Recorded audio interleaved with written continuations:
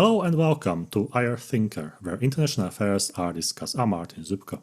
Today we're going to speak about a very interesting topic, and it is the Islamic State Wilayat Khurasan.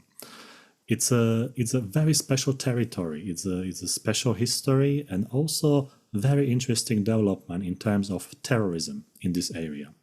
Today I have a special guest, Giuliano Bifolchi. Hello. Hi, thanks for having me. It's a pleasure. Giuliano is a professional with a passion for intelligence, OSINT, and geopolitics. With a background spanning over 10 years, he focuses on strategic consulting, due diligence, also fostering critical thinking, mainly in the areas of terrorism, security, and geopolitics. He is professor in web intelligence and open source intelligence at European Forensic Institute, and also he is a senior intelligence analyst in platform Special Eurasia. I will put all the links into the YouTube description so you can also check Giuliano's articles and his work, because he also wrote books and he is very active in social media. He's posting interesting posts on LinkedIn about terrorism, security, and geopolitics. So let's start with the first question. I think it's a very important question to clarify the difference between Khorasan and the Islamic State Wilayat Khurasan. Yes, thanks for this question, because sometimes there is a little bit of misunderstanding. The Khorasan is a region, is a geographical region.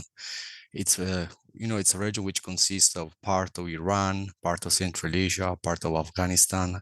It's also, we have to differentiate between the historical Khorasan and the greater Khorasan. In geography, sometimes it's hard to differentiate, to define the borders of some geographical area. But why it is important as a region? It is important in Islamic history. I would like just to mention these things, that the Khorasan region was the area where started the uprising, which toppled down the Umayyad Caliphate and gave the birth to the Abbasid Caliphate. So it is really important, because at the time there was this uprising, and there was like some supporters, they had this black flag with the basmala, which is like, this formula is Ilah illallah wa Muhammad Rasulullah, which means there is no God but Allah, and Muhammad is his prophet, which is the basmala. But you can find also now today this sentence in several flags or banners of terrorist groups, jihadist groups. So this is the region, and this is important as an important aspect in Islamic history. And then we have the Islamic State Wilayat Khurasan. The wilaya means a province.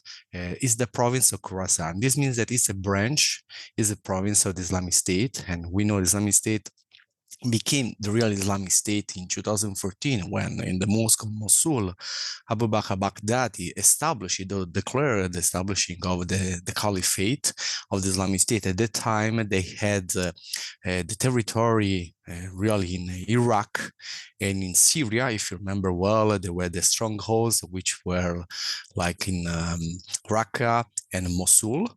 And after that, they started promoting these sort of provinces. Some of these provinces were just on paper. Other provinces, they were, really have actual province, like the Wilayat Khurasan. This means that some people, some foreign fighters, some jihadists, started promoting the activities of Islamic State on the ground. After the international coalition forces toppled down the Islamic State in Syria and Iraq, the Islamic State Wilayat Khurasan, started again to become important for the entire Islamic State. So the difference is, Khorasan is just a region, while the Islamic State Wilayat Khurasan is a terrorist organization. It's mainly focused in Afghanistan, but also in Central Asia and also in Iran and Pakistan. Right. As Khorasan is a historic region, because as you said, it comes from the history and we know about it. What about the Islamic State of Khorasan? Is this a newly established organization, or it also has some long history on the territory? Well, the organization, as we know now, the terrorist organization started between 2014 and 2015, when there was the rise of the Islamic State, and some fighters or some jihadist groups belonging to other terrorist groups, in the region, like the Islamic Movement of Uzbekistan or like Lashkar-e-Jhangavi and so on. They started, um, they prefer to move to the Islamic State, Wilayat Khurasan, because at the time also the propaganda of the terrorist organization was really significant, and they decide to, they prefer to move to be part of the Islamic State. So we can say that the beginning of this Wilayat, or this province, was between 2014, 2015. It is not, it is not easy to determine the the month of the year, because some of them they pledge allegiance, but it was not clear. But let's say that after 2015, the Islamic State Khorasan became, became terrorist groups in the area, and now is really active, particularly after the USA troops withdrawal from Afghanistan, particularly because now there is confrontation between the Taliban, Islamic State, Wilayat Khurasan. So 2014, 2015. And why those like provinces have names? Because one of my students, he asked, like, why don't we have Islamic State as one, but why there is Islamic State of Khorasan, why there is Islamic State of Sahel, or different like regions? Like, is this important to have that name of the territory? Yes, because if we look at the Islamic history, there was the caliphate, and the caliphate as the wilaya, so the province. In this case, the Islamic State, the so-called Islamic State, they say they are the caliphate, and this means that there is like the core of the caliphate at the beginning was Iraq and Syria, and then there are the wilaya, so the provinces. It's like they are trying to promote the idea that there is a real caliphate and there are the provinces of the caliphate, because also it's important to remind to the people, like for recruitment process, to create a link between the Islamic history and the present. Also, if we look at the jihadist propaganda, particularly the Islamic State, they are really focusing on the Islamic history and also the Quran, and also the Sunnah of the Prophet. The Sunnah of the Prophet, like the Hadith, the Prophet are like it's a book, it's a really important book. It's if you are a Muslim, there are two main sources, which is the Quran, which is belongs to God, and then the Sunnah, which describe the life of the Prophet. So, and the Islamic State tried to create this link to promote this organization exploiting the religion, exploiting the Islamic history. So this is the reason why they divided like the not the world, but the area where they want to, to promote, to recruit people in wilayat. So now we have different wilayat. If you remember well, in 2014, 2015, there was this map, like with the so-called wilayat, the so-called provinces of the Islamic State, which started from the eastern, like East Asia to Europe. And this was like their dream, like the idea to recreate the caliphate. And because the caliphate, if you look at the history, start from the Atlantic Ocean, Morocco, and arrive to Europe, to Asia, and they want to recreate the caliphate. So this is the main Right. reason. Right. Yeah. I saw this map because when I was lecturing, I basically pointed out that this is sort of structure they want to achieve. So Yeah. it was part of the propaganda as well. But it was very interesting map because we could see the scale of the Islamic State, what they want to recreate. When I was researching Islamic State of Khorasan, there was written in many papers that they want to establish a dominance in India, Pakistan, Afghanistan, Central Asia countries. So why is it that, why that dominance? And is that dominance the main goal of the Islamic State of Khorasan? Well, the main goal is to establish a real Islamic State based on Sharia law, the Sharia that they follow according to their the scripture or their interpretation of the Quran, the scripture, because we cannot say that they are following like the there are different forms of Islam. There are different schools or madhabs, and there are also different interpretation. We can say that they want to establish an Islamic state, and based on their interpretation of the Sharia, also the Islamic law, and they want to establish in this area, as you describe, in these countries, because these countries, belongs to the Khurasan. Let's say this. But if we look at the entire organization, so we have the organization is the Islamic State. It's the big brand. And then we have some regional headquarters, and Islamic State Khorasan is the headquarters in India, not the majority of India, because also, there are other terrorist groups also in India, but India, Pakistan, Central Asia, Afghanistan, and they want to create this Islamic State where based on their interpretation of the Quran, their interpretation of the Sharia law, and that's it. Because if we look at in the past, in 2014, 2015, the Islamic State was a real state, a real country. They had their ministries, and they have their organization, they have their sort of economy, and the main goal is to establish, a state based on their interpretation of Islam and Sharia law.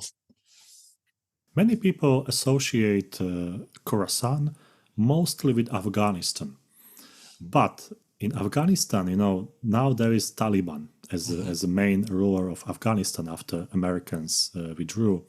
So additionally, Taliban killed the former leader of the Islamic State of Khorasan, Sanalullah Ghaffari, in 2023. And now people think, what is the relation or what is the connection between the Khorasan and Taliban? Because for many Western Europeans or many students, they consider as those organizations as being similar. Some of them, they don't understand the principles, why there are two organizations in Afghanistan, why there is not only Taliban or Islamic State of Taliban or something like that. So I think this is very important to clarify what's going on in Afghanistan. Well, first of all, clear, they are enemies. First of all, they are enemies. Actually, after the Taliban's rise to power in 2021, after August 2021, the Islamic State started, a campaign of violent attacks in Afghanistan against the Taliban, against also civilian population, particularly the Hazara, because the Hazara, they are Shia Muslims, and according to Islamic State, the Shia are not the real Muslims. They are, they don't consider as real Muslims. So they are enemies. There is a difference between the Taliban and Islamic State, Wilayat Khurasan. The main difference is that also the composition of these two groups, because the Taliban, at the beginning, the Taliban was a movement which started during the 90s after the Soviet-Afghan wars. After the 1989, as you know, during the 90s, there was a big crisis inside Afghanistan after the Soviet war, the Soviet confrontation. And there was this confrontation between the Mujahideen, who were these fighters who fought against the Soviet army. And the Taliban, took the power during the 90s and established an emirate, an Islamic emirate in Afghanistan until 2001, when after the 9/11, the USA and international coalition forces started their military campaign in Afghanistan. So they toppled down the emirate. For 20 years, we had the international coalition forces presence in Afghanistan. After August 2021, the Taliban, they took again the power, and they recreate the Islamic Emirate of Afghanistan. And now they are they are the leaders, they are in power, they have to manage the country. On the other end, there is also a connection, a link between the Taliban and Al-Qaeda. By contrast, there is the Islamic State, Wilayat Khurasan, and the Islamic State is an enemy of the Taliban. It's also an enemy of Al-Qaeda, not only in Afghanistan, but also in the Middle East, for instance, also in Africa. So there are these differences, So it's interesting also because the message is not the same. and also the composition. Like the Taliban, we used to say that the Taliban, they are composed by Pashtun tribes, Pashtun people. And the main goal was to create an Islamic Emirate in Afghanistan. So after the 2001, they fought against the USA international coalition forces, and now they have the Emirate. They didn't have like an international agenda, let's say this, even though sometimes they made some statements regarding international events or international dynamics, but they are really focusing on Afghanistan. Meanwhile, the Islamic State, as an international agenda, and also the Islamic State Wilayat Khorasan doesn't affect only Afghanistan, but also Central Asia, Pakistan, and India, and so on. So these are the main differences. Also, there are enemies now. This is the reason why, the Taliban are trying to show to the world that they can handle the Islamic State Wilayat Khorasan. And they were also in talk with the Russian Federation, gaining support from Moscow to fight against the Islamic State Wilayat Khorasan. And if we look also the propaganda that Islamic State Wilayat Khorasan spread after the violent attack in Moscow against the Krakow City Hall, we can say that among the many reasons why they perpetrated this attack, there was not only this Russian presence in Syria and the Middle East, but also the Russian siding with the Taliban, And the Islamic State, they usually, label the Taliban and other like Arab countries or Muslim countries. They are not real Muslim, because in some situation they cooperate with the West, or they cooperate with the enemy of the Islam. So the Islamic State fighters or members, they believe that themselves they are the real Muslim, and they should promote the real Islam entire the world. The other organization or the other countries, they are not real Muslim, so they are just enemies. Among these enemies, there are also the Talibans. Right. You mentioned Pashtuns, and that's very interesting, because when we study the history of Pashtuns, we always end up when the territory was divided between Pakistan and Afghanistan. And Pashtuns were left sort of, here and there, So in terms of Khurasan and Islamic State, you said that Pashtuns are on the Taliban's side, right? Can we say that? Not only, but not wholly. Okay, not only. So what is the understanding of the Islamic State of Khorasan among Pashtuns?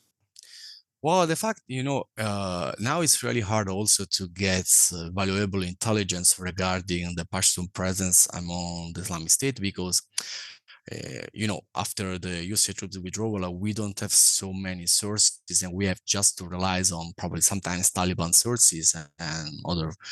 Let's say that the Pashtun tribes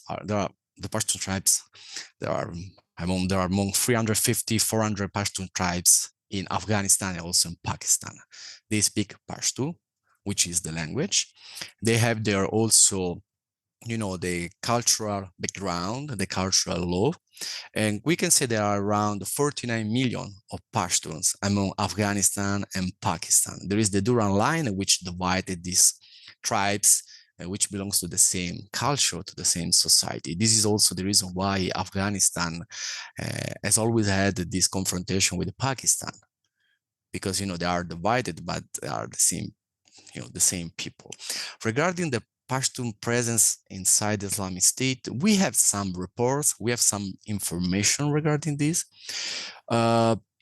It's really hard to tell you the numbers. It's really, really hard now, because now we have just to rely on the information that, for instance, the Taliban provide to the media, and, we cannot say that this kind of information are 100% reliable. Let's say that if we look at the propaganda of the Islamic State, Wilayat Khorasan, of course, they want to spread their propaganda to recruit people in Afghanistan, among also the Taliban, among the Pashtun tribes, but they want also to recruit people among the Tajik, the Turkmen, the Uzbek, the Kyrgyz people in Central Asia, also in Pakistan, also among the Baluchi in Baluchistan, which is like in the south of Pakistan, where also the Chinese are investing huge amount of money to, for the national ports, and where there is also the Baluchi movement. So let's say that their propaganda is more oriented to recruit people or influence people of different backgrounds, different society, different also ethnic groups, while the Talibans are just, oriented on Pashtun tribe, mainly Pashtun tribes. Right. Can we also identify allies of Islamic State of Khorasan? When we say allies, I mean maybe, for instance, in Pakistan, maybe there are some different tribes, maybe in India, maybe in Central Asian countries. So is it even possible to identify any allies when we speak about the Islamic State of Khorasan? Well, what we know that, for instance, in 2014 and 2015, like the members of the Islamic movement of Uzbekistan, the majority of them, they sided with Islamic State, Wilayat Khurasan. We know also that they have a publication called Voice of Hind for Indian Muslims. They published recently the Tajik version of the first Tajik issue of Voice of Khorasan. They publish also in Turkish language. They publish in different languages. They try to reach, a broader audience.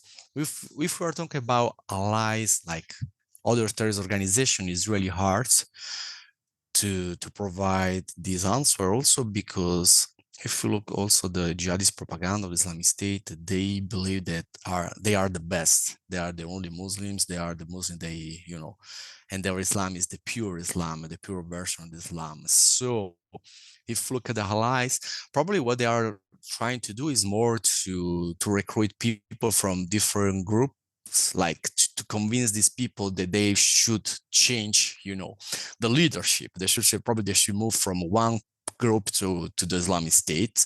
This is what like they are trying more to do with their jihadist propaganda, but thinking that Islamic states could have some allies, like I don't know, in there is hard to believe, because also reading the last issues of Voice of Khurasan, for instance, they believe that everyone in the Muslim world, the Muslim Ummah community, is not on the right side of Islam, just them, you know. They criticize everyone. They criticize Pakistan, Afghanistan, the Taliban. They criticize Iran, and also they organized terrorist attacks in Iran recently. And we reported this on Special Asia. They criticize also the Gulf Arab monarchies, because they signed the Abraham Protocol, everything, and they were partners or commercial partners or trade partners with Israel. So they criticize everyone. So it's hard to believe that they can create a sort of network of allies. I tend to believe that what they are trying to do to promote themselves is just they are the best one. So if you want to be on the right side of jihad, you should be, a member of Islamic State. How do they recruit people? Because, there are so many materials about who is who. So if you want to know who is Islamic State or who is Taliban and who is this organization, you can read. And despite that, they are quite successful in recruiting people. So what's the best method they're using, or what are the common methods? How they attract people to follow that? Well, they use different strategies. Of course, information warfare and strategic communication, they really master these kind of disciplines. They are really good also at using social media, also different messaging apps. So, and if you look also at their publication, like the Voice of Khorasan in different languages, at the end of the magazine, usually there are some links or some information how to be in touch with the Islamic State, and how to move from your country to the Islamic State. I don't know, Wilayat Khurasan, or I don't know, the province in Africa, and so on. Also, how to perpetrate violent attacks according to some guidelines of the Islamic State. So first of all, a person can be recruited by their magazine, or there are some Telegram channels or Rocket Chat, which is another, let's say, app And they can use also, yes, mainly Telegram, rocket chats, and they use a lot of videos, a lot of magazine. What is interesting, they mix in their propaganda some explanation regarding the Quran, regarding the Islam as a religion, with their goals, with their activities, you know. And usually they compare, I told you before, compare themselves with the others. Recently, they released a video regarding also Afghanistan, and they say what we have done in the last years in Afghanistan, and they compare what the Islamic State activities before 2021, where still they were facing not only the Taliban but also the USA troops and international coalition forces.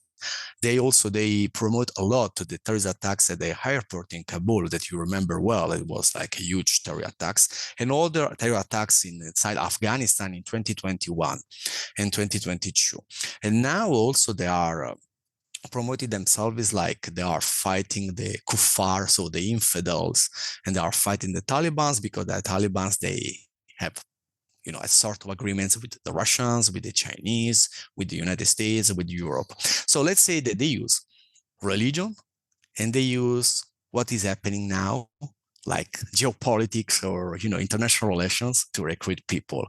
What they are looking for are young people disappointed, or people who unemployed, people who lost their they lost like the faith, or they don't believe anymore in the institution, in the governments. Recently, in the last Voice of Khurasan magazine, they try to promote their propaganda also in Bangladesh. They say that the recent election in Bangladesh, it wasn't like a democratic election, and what they call, what the West, or the people, or government of Bangladesh, they call democratic is not democratic, and that there is an apostate government in Bangladesh, and people, they start fighting this government. They say the same things like regarding Tajikistan.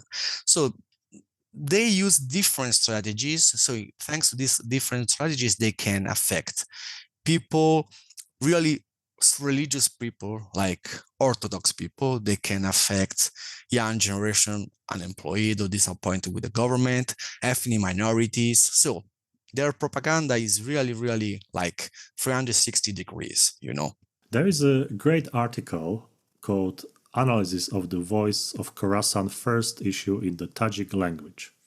Do you know who is the author of this article? Well, I know the author. Yeah. Okay, good. And let's elaborate on two issues related to this article, because I like this article very much. I think it gives you a perspective how the Islamic State of Khorasan works in practical life, in practice. And I would like to clarify two things or two issues. If you can tell us about why Tajik language, why this language, and the population of Tajikistan was target. And the second one, when we have a look, like in a map, the Tajikistan, is a post-Soviet country.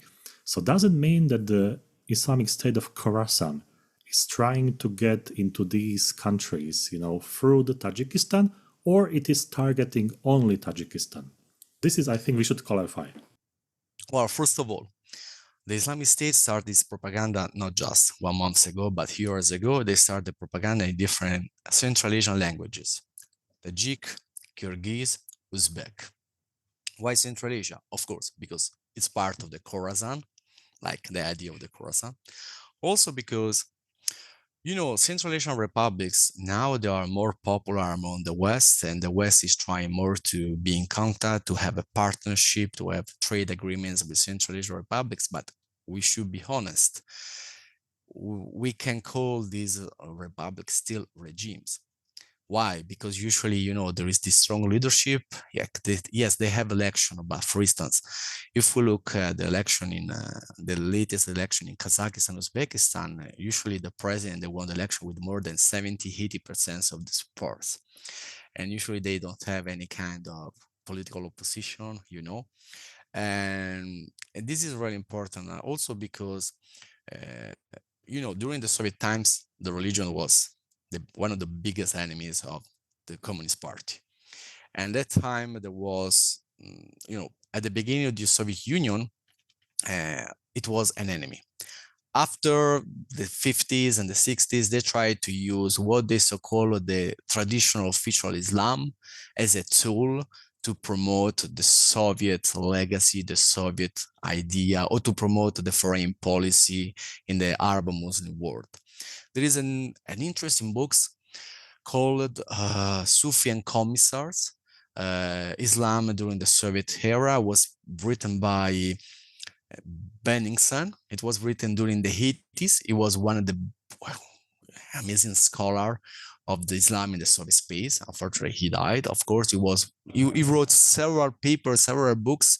I'm going to provide you like the reference because it's really interesting because explain how the Soviet Union used Islam to promote like the foreign policy abroad. And what happened after the Soviet Union? That Islam, there was an Islamic revival in this region, and in some countries, particularly in Tajikistan, Islam became like a brand for the opposition. So now we have this in the government, the president in Tajikistan is Momali Rahmon, and it cracked down the opposition, particularly because the main opposition party was like an Islamist party. And also there are in Tajikistan several problems related to ethnic minorities, particularly the Pamirs in Gorno-Batashkan autonomous region, which is the region which borders with Afghanistan, but also Xinjiang, So why Tajikistan? Because Tajikistan, they can find fertile ground for their recruitment, but also because there are Tajik people in Afghanistan, because, the society of Afghanistan is multi-ethnic societies. And also because the Tajik diaspora or migration flow to Russia is really consistent, really significant. But in generally speaking, Central Asian diaspora in Russia is really important because also there are these migrant workers who migrate from Central Asian republics to Russia to work and, to support the family of the countries for remittances. So if we look at the strategy, they are trying to, first of all, gain support locally, like in the Khurasan region. But thanks to this support, they can reach also other areas like the Russian Federation, where there are around 20-25 million Muslim believers. And Russia is not immune to terrorism, not solely now, we understood with the Krakow City Hall attack, but also in the past, if you remember well what happened in Chechnya, in Dagestan, and so on in the North Caucasus. So let's say that probably they have this long period strategy, long-term strategy. And the first target are neighboring area of Afghanistan, and Tajikistan is one of these, but also Kyrgyzstan, also Uzbekistan. And then they are moving to Russia. And they are moving also towards Europe because recently also in Italy was arrested a Tajik citizen linked to the Islamic State, but also in Germany happened like this in January 2024 and July 2023, were arrested two Islamic State cells or terrorist cells linked to the Islamic State, and these people were from Central Asia. So let's say that's why Tajikistan, because it's a fertile ground, because we have a strong regime, a strong leadership, which crack down or which, against Islamist party. Also, we have the Russian presence. We have also Chinese investment. So all the propaganda can attract more and more people. And also because the Tajik can travel easily to Russian Federation. And now after what happened in Moscow, there is a huge xenophobia against the Central Asians people. Doesn't mean that in this case, the Islamic State can use more the xenophobia to recruit people. Absolutely. And also, not many people know that so many workers in Moscow, they come from the Central Asian countries. Yeah. Tajikistan has a huge population in Moscow. And when there is a Muslim holiday in Moscow, you can see thousands of people. Yeah. And I think, as you rightly pointed out, that sort of migration route, Tajikistan, Moscow, might be very important for the Khorasan because of finance. Moscow generates money, and if you want to run the terrorist organization, you need to pay. because otherwise there is no organization. So I also think, that there is that very nice interlink, Tajikistan, between Moscow and the Khorasan, which might be worth of researching. And despite the situation, that you can't travel to Moscow that easily, but still you can have some contacts in Moscow, because they are afraid of terrorism, especially after what happened. I was in March in Moscow. 2 days before the terrorist attacks, I was in Moscow. I left with my team, especially Risha. We were there. Sorry to interrupt you, but No to problem. say that we were there for more than 1 week during the presidential election, because we have a research project working there. And we left Moscow 2 days before the terrorist attack.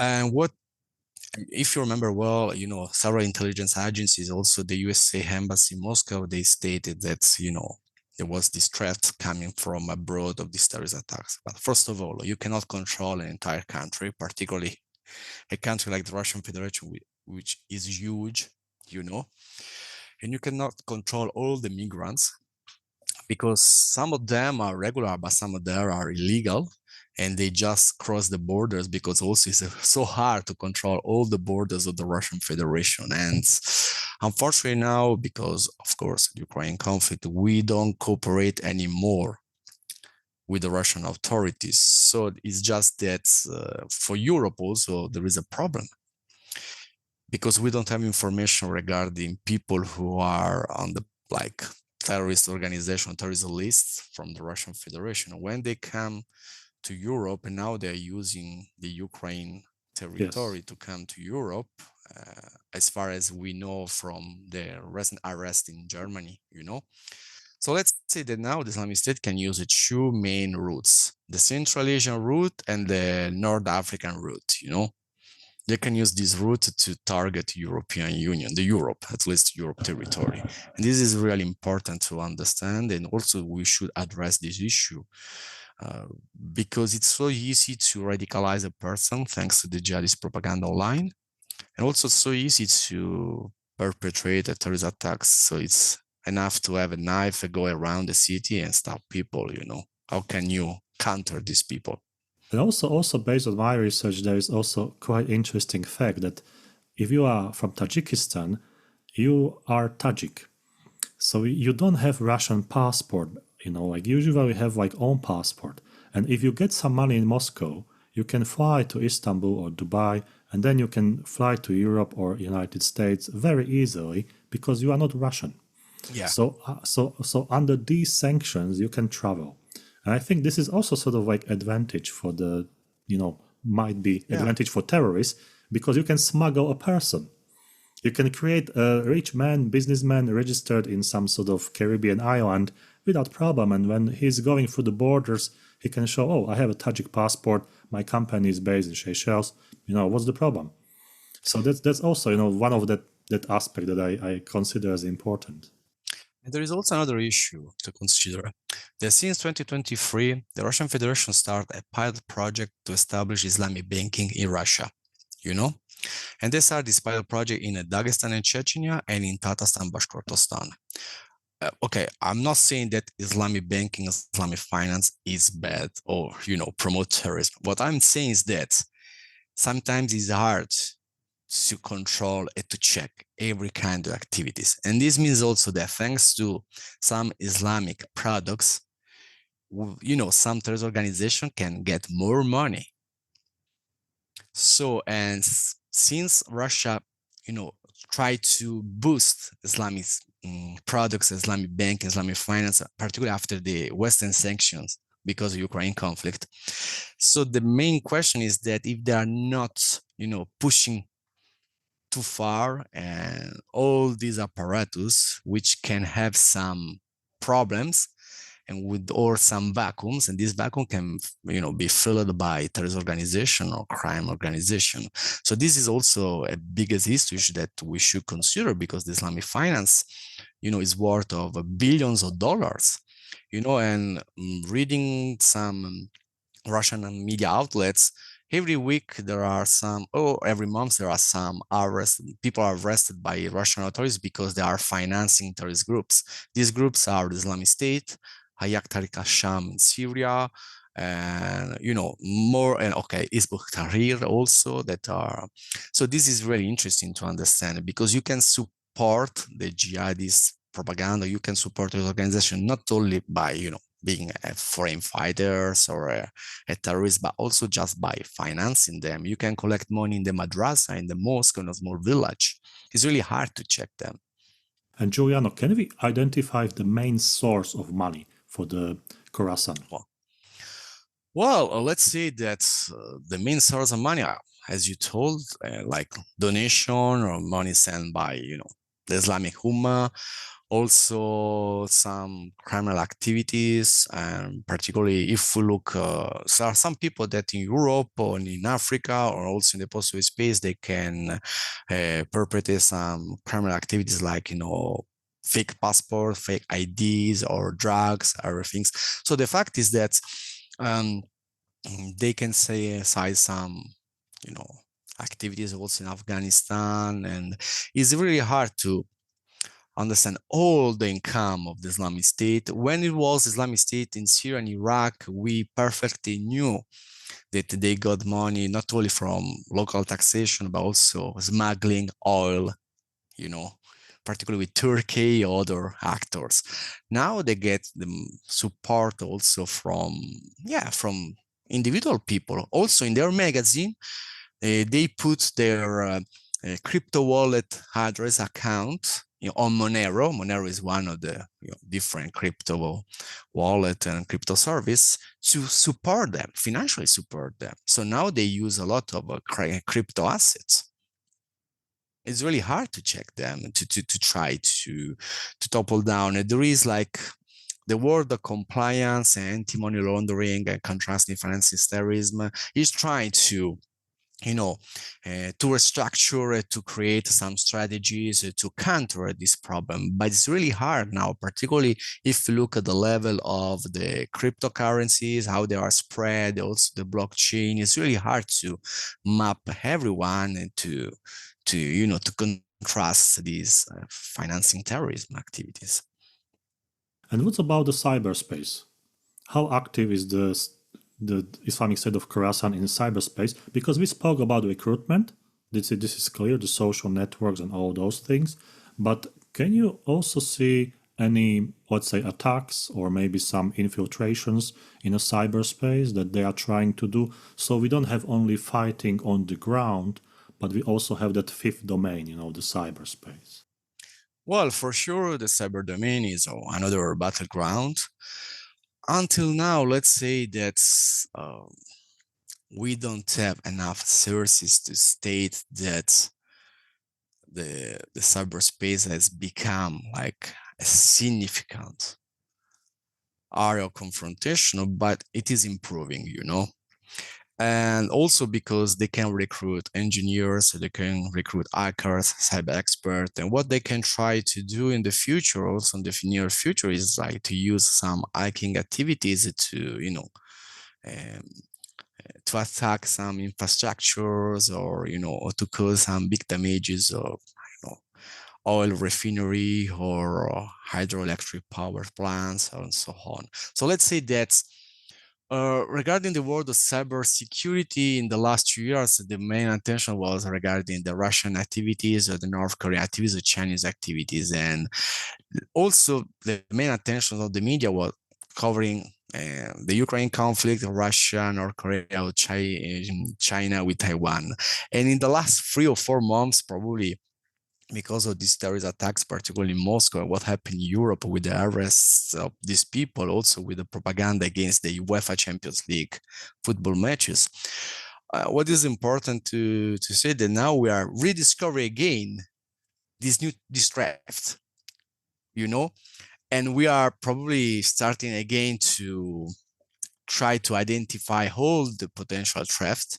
And the cybersecurity, the cyber domain for sure is one of the, the area where we should be really, really careful. Right. The next question is about a response to Islamic State of Khorasan, especially when we speak about the countries like Pakistan, India, Central Asian countries. Do you see any let's say, innovative way how to respond to that terrorism organization, or are we more relying on a traditional way of fighting against terrorism?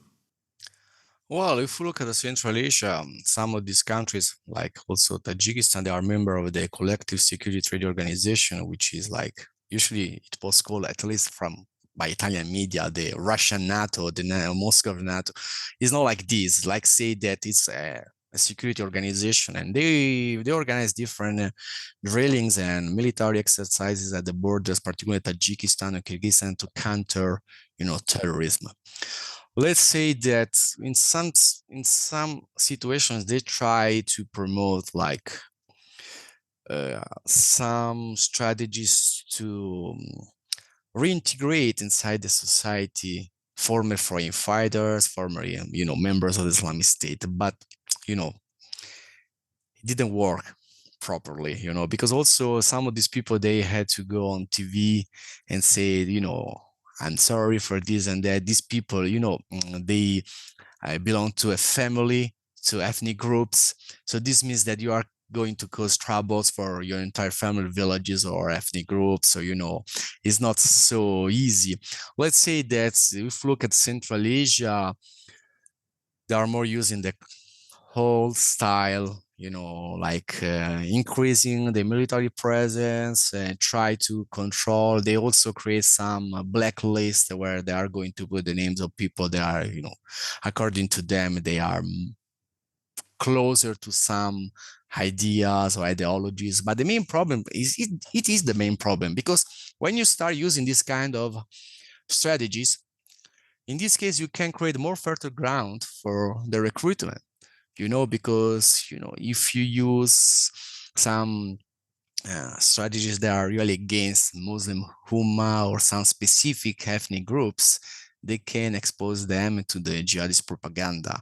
And, if you look at the Pakistan now, Pakistan is experiencing really hard times, because in the past they had this kind of, truce or agreement with Taliban Pakistan, which are the Pakistani Taliban, let's say this.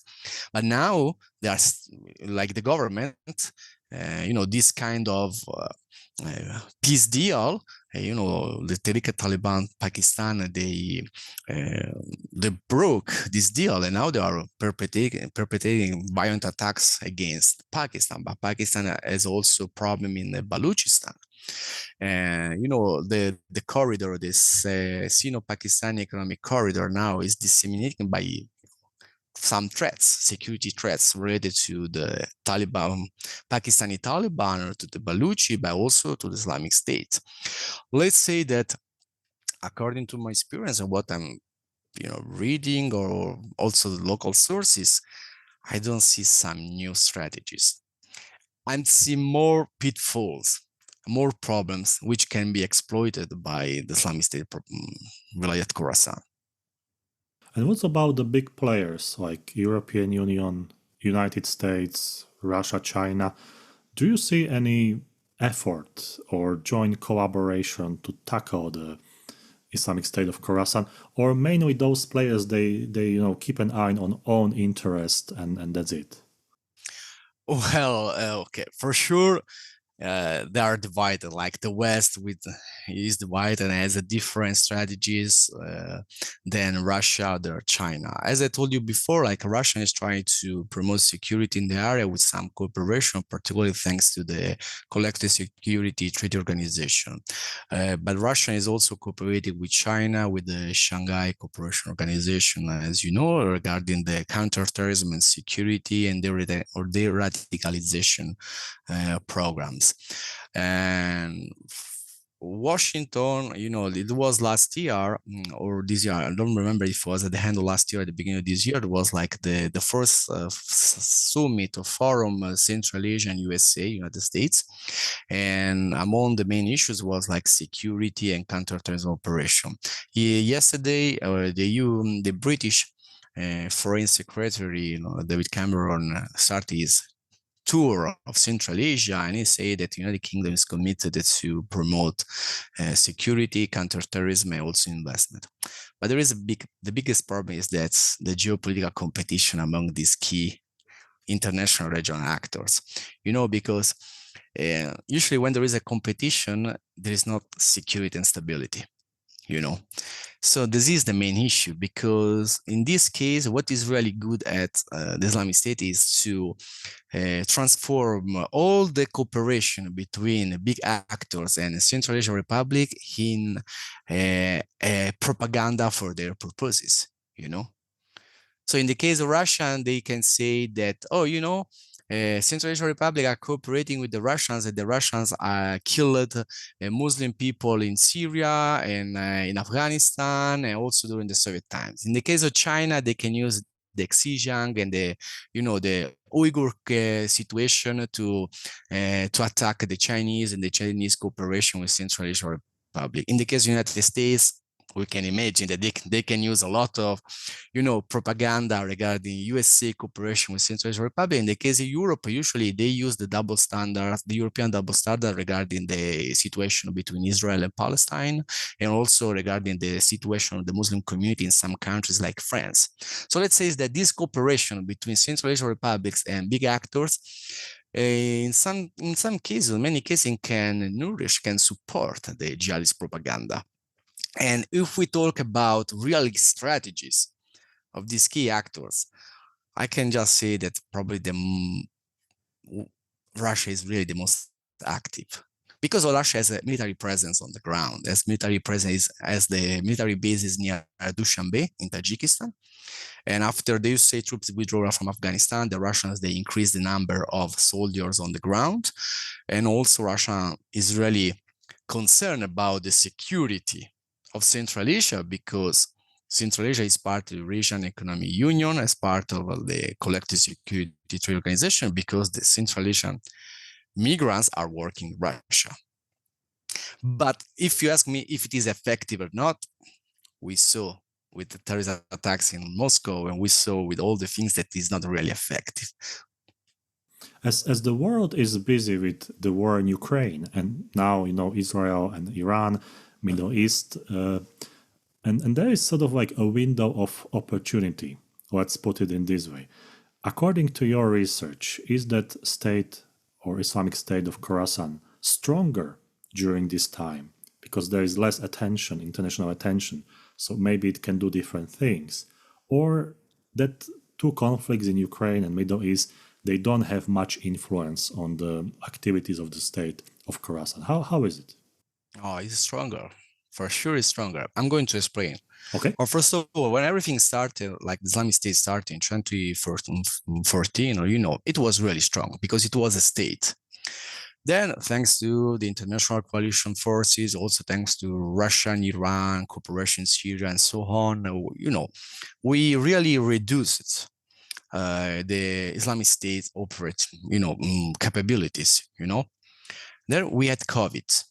After that, we have Ukraine conflict, and we probably, I say we like the West, but let's say Europe, the West, and also Russia, also China, probably they were more interested or focused on some specific issues like Ukraine conflict, and we didn't pay a lot of attention to the Islamic State. At the same time, Islamic State just changed the area. They immigrate from the Middle East to North Africa, the Sahel, and to Central Asia, to Afghanistan. Now it's stronger because also they can use these conflicts for their propaganda. For instance, they are using what is happening in Gaza Strip to promote their propaganda also, not only like Central Asia, but also in the Middle East. Try also to recruit people in Palestine, in Syria, in the Middle East. They are using also what happened in Ukraine conflict to recruit Muslim people in the post-Soviet space. What is also important, we conducted research in between April and May 2022, after a few months the conflict in Ukraine started. We conducted research, we checked some social media accounts, some jihadist propaganda, and Al-Qaeda, the Islamic State, Hayat al-Kasham. They usually say, oh, this Ukraine conflict is blessed. You know why? Because we can use the conflict, first of all, to defeat Europe and Russia, but also we can use the conflict because we can send our fighters there. They can take trainings, weapons, and they can use the Ukraine ground as an hub for terrorist operation in Russia and in Europe. And now they are trying also to convert the Middle East and the Palestine ground in the training camps or an hub for their terrorist activities. So now, at least on paper, the Islamic State is stronger than 4 or 5 or 6 years before. And it could become also stronger because what is happening in Gaza Strip, speaking honestly, I don't want to speak about like the position of, I'm not pro against, just we have to check that, on dark web, you can find some videos of jihadist propaganda, and the first 20 minutes, they are just videos of what is happening in Palestine, like people dying, children starving, and they are using this kind of situation to promote their propaganda. And they are using also the fact that the West is supporting Israel. Well, also they are using the fact that in the past, Turkey had some partnership with Israel, and that Saudi Arabia signed the Abraham Protocol or Abraham Pact with Israel. So now what is happening in Ukraine and in the Middle East can be leveraged to greatly support the jihadist propaganda. Right. Yeah, that's totally understood, because like there are so many geopolitical dynamics going on that you can just pick, and adjust to your thinking, your ideology, and that's it. Giuliano, the last question for today's interview. One of the missions or goals of this program or talk show is to encourage research. What do you think are slightly underrated or maybe not that much research areas when someone wants to research the Islamic State of Khorasan or that area in Central Asia in terms of terrorism? What would you recommend? Maybe you can direct students or future researchers to some path so they can help to better understand this issue and this topic. Well, first of all, it is really important to understand Islam in Central Asia and in AFPAC, Afghanistan, Pakistan region. So, and what I perceive from my, professional academic background, that usually when we speak about Islam, Islamic history, Islamic countries, we look at the Middle East and North Africa, but we don't have enough researchers in English or in other languages, European languages, regarding Islam in Russia, in the post-Soviet space. And this is really important also because in this area we should consider not only Islam but also the local customary law, that in some area it is called adat, it's like the tribal law. And this is really important. Why?